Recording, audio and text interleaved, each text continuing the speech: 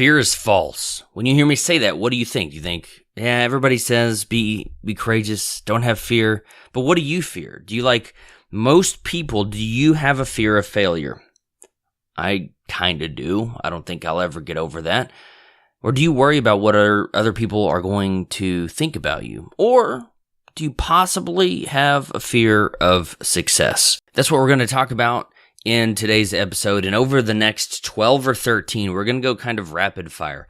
I broke these up into smaller blog posts, so I'm going to break them up into smaller podcast episodes. You should be able to go through the next 3 or 4 in just 3 or 4 minutes. Sound good? Cool. But before we go into talking about fear, let me tell you what those the next 12, let me tell you what they're about. They are lessons that I have learned from building my business and my entrepreneurial journey since 2012, from when I got fired in 2014, and to now. We're coming up on 4 years of me not having a boss other than my clients, and that's pretty awesome. So that's what we're going to talk about. But I want to give you a heads up. 8 Weeks to Exit is closing very soon. I've knocked about $1,500 off the price because I've never done training in this format before, and I want you to get in on that. If you would like to learn from me, someone who has generated from his businesses online over $100,000 in the last 12 months, I want to teach you how to do all of that stuff that I don't even talk with some of my coaching and mastermind clients about. This is specifically building online business, WordPress, plugins, making your website faster, how to set up the right permalinks, SEO, all the things that maybe someone's like, yeah, I'll teach you how to do that, but they just haven't gotten around to actually teaching you how to do that. Go to 8weekstoexit.com and over the next, and enroll, 8weekstoexit.com to enroll. And over the next few weeks, you're going to see what I've learned over building my business. And I hope it inspires you to do your own thing and to start your own business. But today, let's talk about fear and why it's false, and possibly, just possibly, what your false fear has taken from you. I'm not one of those entrepreneurs who gave up their 6-figure salary and fancy office to start a business, and I wasn't selling lemonade to my neighbors when I was 7. I wasn't born an entrepreneur, and I never laid awake at night dreaming of owning my own business. My name is Ellery Wells, and I was forced to make a decision. Welcome to the Ellery Wells Show, where we talk with real entrepreneurs about real problems that they're facing and real solutions on how they are overcoming obstacles, achieving their goals, and making a difference in the world. If you're an entrepreneur or an aspiring entrepreneur, this is the place to be to help you start, build, or grow your business. And if you want to go and see the video that I'll mention here in just a few minutes, or if you want to comment on this post, go to ellerywells.com/fear. By the way, has the site speed improved over the last few weeks? I have made a significant investment in website infrastructure, and I think you'll be pretty pleased with it. Anyway, the fear of success can be fairly crippling. It is the fear of the unknown, the fear of heading down a path that you may have never been down before. And since fear is something we all deal with, let's talk about how we can overcome the fears in our life. I'll tell you a story about me here in a second, but I want to congratulate one of my friends who lives here in the Austin area. She's young 30s, and she has had I don't know if it's a lifelong dream, but she's had a dream to move to New York. She wants to live there, be a part of the culture there, and be part of the high taxes there.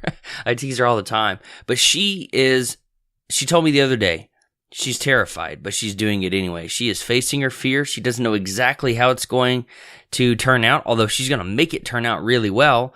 But she's doing something that's completely out of her comfort zone and moving further away from family than she's ever lived before. She's facing that fear and moving forward anyway. But here's a story about me. When I was in 6th grade, I was afraid all the time. I was afraid I'd miss a deadline and turn homework in late and have to face the wrath of my mom, who is a teacher. A family of teachers, grew up thinking that teachers were just were, their word was law. And I was afraid of also not fitting in with the other kids in school. I had a lot of fear. I was also afraid of getting made fun of and getting bad grades and looking stupid in front of my fears. But there was a lot of anxiety, and my fear and that anxiety kept me up at night when I was in 6th grade. And I've never really talked about this much before, but fear was a large part of my life during middle school. If you know me and if you actually I talked about this on a podcast with Melissa Wilson called The Grass Gets Greener about bullying. I was bullied a lot in middle school. And I also wrote about in my blog how I was not one of the cool kids. And I was always pretty self-conscious about that. But fear is largely false.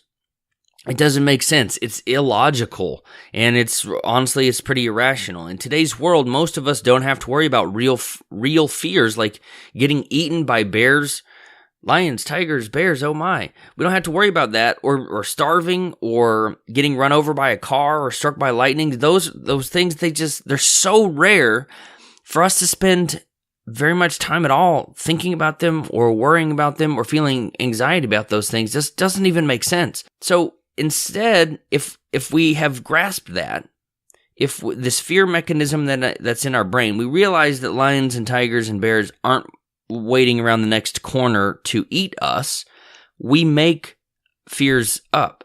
Instead, we fear public speaking, we fear rejection, and we fear looking ridiculous in front of our friends.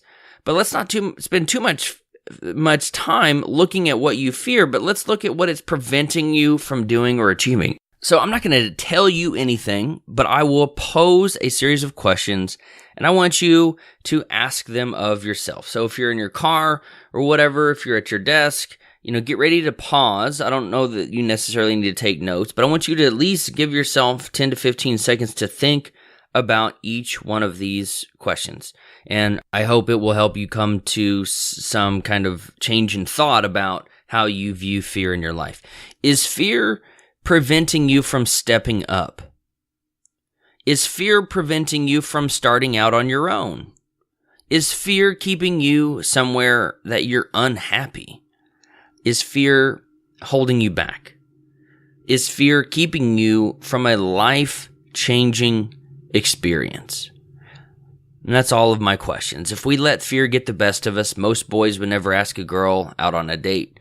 If we let fear get the best of us, we'd never apply to that reach college or for the job we're not 100% qualified for. And if we let fear take over, we would never take a chance on anything.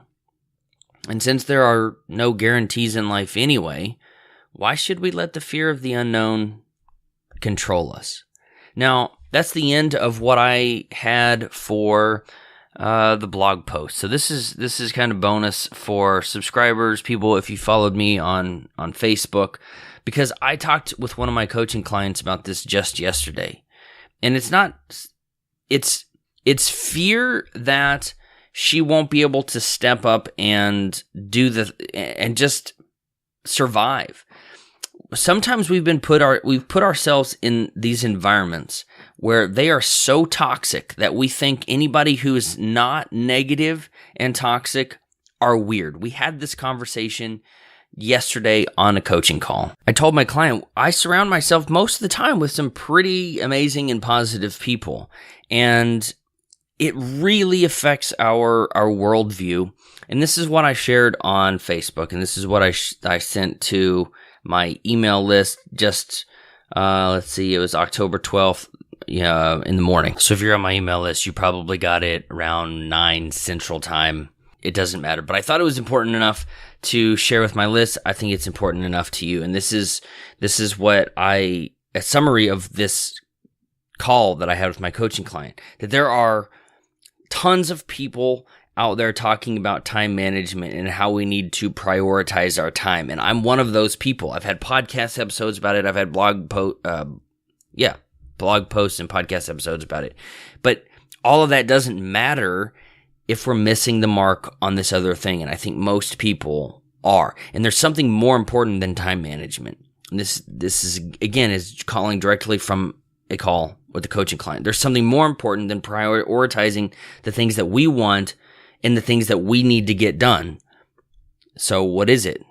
And I'm talking about emotion. And yes, this came from a coaching client call, but it also has to do with my friend who's moving to New York. As soon as she started talking about wanting to do that, wanting to leave where she had grown up and try something new and follow her dreams, her friends and coworkers were like, "Oh, you'll be back. You'll never be able to do that. Why would you even want to do that?" Oh, and all of this negativity, they just shoved it down her throat.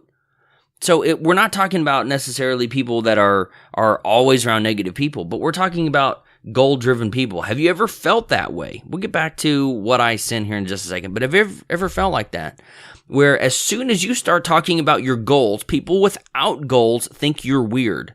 Or as soon as you start talking about something amazing that you want to do or achieve, all of the naysayers start coming out of the woodwork to try to keep you down. Then keep listening, because this is for you. There are people out there who are decent time managers, maybe you're one of them, but who let people walk all over them and treat them like dog crap. I said something else in my email, but I got to keep that clean lyric stamp in iTunes. We need to be talking about emotional management and how to prioritize our emotions as much as we're talking about taking control over our calendars. When you are surrounded by people who are negative, all you will see, hear, and feel will be negativity. However, when you surround yourself with people who are happy, driven, forward-thinking, and positive, guess what? You're all of those things as well. So practically, what does this look like? How does this actually apply to my life sitting here in my car, sitting in here in the cafeteria, wearing headphones, eating my lunch by myself? It means only going to lunch with happy people. It means only asking advice from people who are goal-driven and focused on solutions. It means blocking and ignoring people who don't make you feel like you're worth the very best things in the world. Sometimes we need to put the lifelong dreams on hold so we can focus on getting out of this nasty cesspool of negativity we find ourselves in. Change your friends and your environment, and you will change your life. Now, before I send you off to your next thing or the next episode, I said we focus on getting out of the cesspool of negativity we find ourselves in. To me, that's even a little bit more passive than it really needs to be. You've put yourself there. And this is a hard conversation. This is me putting my coach hat on. Generally, the things that happen to us or the way that people treat us are because we've let it happen. And we've let it happen in small increments over a long period of time. So we wake up one day and we are letting people treat us like they are. So we need to take a little bit of responsibility. Sure, there are things that are accidents, things that we didn't necessarily bargain for, things that are kind of unexpected that happen to us. But for a large part, what we allow continues. I think some First Lady of the U.S. at some point said that, but it's true. What we allow happens. So stand up for yourself. Start making small changes today. Stop asking people for advice or their opinions if you know they're already going to give you some negative feedback. Just don't do it. Anyway, it's a beautiful day here in Round Rock, high of 85. Got a mastermind call coming up here in just a minute, and I'm hoping to talk with Tim up in Canada about 8 weeks to exit. He's thinking about enrolling. So if you have any questions, send me an email, ellery@ellerywells.com, and go to 8weekstoexit.com to enroll. I think you'll probably get most of your questions answered somewhere on that sales page or the FAQ section at the very bottom. So I'm off. Have a wonderful day. Thank you for listening to the Ellery Wells Show. I am your host, Ellery Wells. Go do something amazing.